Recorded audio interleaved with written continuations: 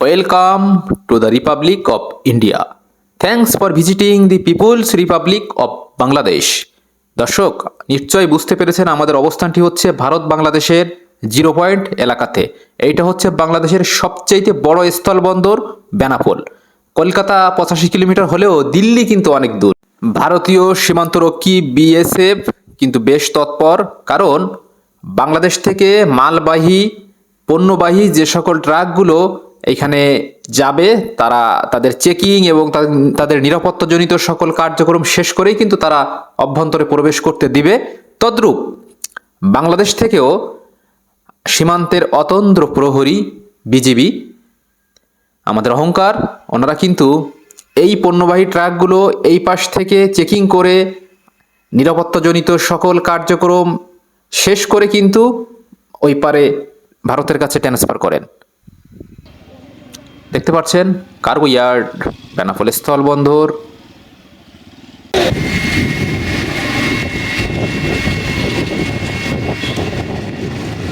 এই ট্রাকগুলো ভারত থেকে পণ্য বোঝাই হয়ে বাংলাদেশে এসেছিল। পণ্য খালাস করে ভারতে ফিরে যাওয়ার জন্য সিরিয়ালে অপেক্ষা করছে। দেখানোর চেষ্টা করছি দর্শক আপনাদের।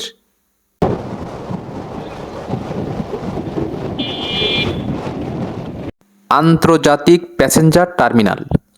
এতক্ষণ দর্শক আপনাদের দেখাচ্ছিলাম পণ্যবাহী ট্রাকগুলো কোন জায়গা থেকে ভারত বাংলাদেশে স্থানান্তরিত হয়। এখন আপনাদেরকে দেখাচ্ছি মানুষ কিভাবে বাংলাদেশ থেকে ভারতে যায় এবং ভারত থেকে বাংলাদেশে আসে তার একটি চিত্র। এইখানে সার্বক্ষণিক নিরাপত্তার দায়িত্বে নিয়োজিত আছেন বর্ডার গার্ড বাংলাদেশ এবং পাশাপাশি তৎপর রয়েছেন বিএসএফ। আমরা অনেকেই জানি এই বর্ডার এলাকা বা বাংলাদেশের সবচেয়ে বড় স্থলবন্দর বেনাপোল দিয়ে কিন্তু নানান ধরনের অপরাধ এবং মাদক সহ বিভিন্ন অবৈধ জিনিস আমদানি রপ্তানি হয়ে থাকে। সীমান্তের অতন্দ্র প্রহরী বিজিবির কাছে দেশবাসীর চাওয়া এমন সীমান্ত দিয়ে কোনো ধরনের মাদক, গাঁজা, ফেন্সিডিল সহ কোনো ধরনের ব্ল্যাকিং পণ্য যেন বাংলাদেশে ঢুকতে না পারে, সেদিকে সজাগ দৃষ্টি রাখতে হবে বিজিবিকে।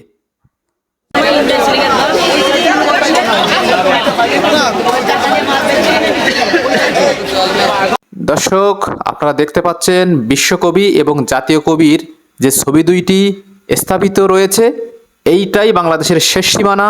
এরপর থেকেই ভারতীয় স্থলবন্দর শুরু। দেখানোর চেষ্টা করেছি আপনাদেরকে বেলা শেষের চোখে।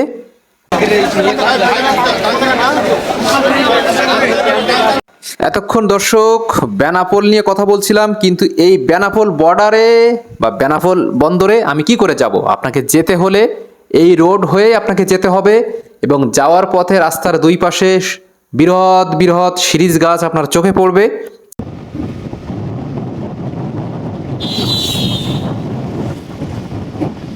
প্রিয় দর্শক শ্রোতা, আমাদের ভিডিওটি কেমন লেগেছে অবশ্যই কমেন্টস করে জানাবেন এবং ভিডিওটি শেয়ার করে দিবেন, যাতে করে ভিডিওটি আরও মানুষের কাছে পৌঁছে যায়। এবং যারা এখনও আমাদের বেলা শেষ চ্যানেলটি সাবস্ক্রাইব করেন নাই বা ফেসবুকে ফলো দিয়ে রাখেন নাই, অবশ্যই ইউটিউবে সাবস্ক্রাইব করবেন এবং ইউটিউবে ফলো করবেন এবং পাশে থাকা বেল আইকনটি অন করে রাখবেন, যাতে করে সর্বপ্রথম আমাদের ভিডিওর নোটিফিকেশান পৌঁছে যায় আপনার কাছে।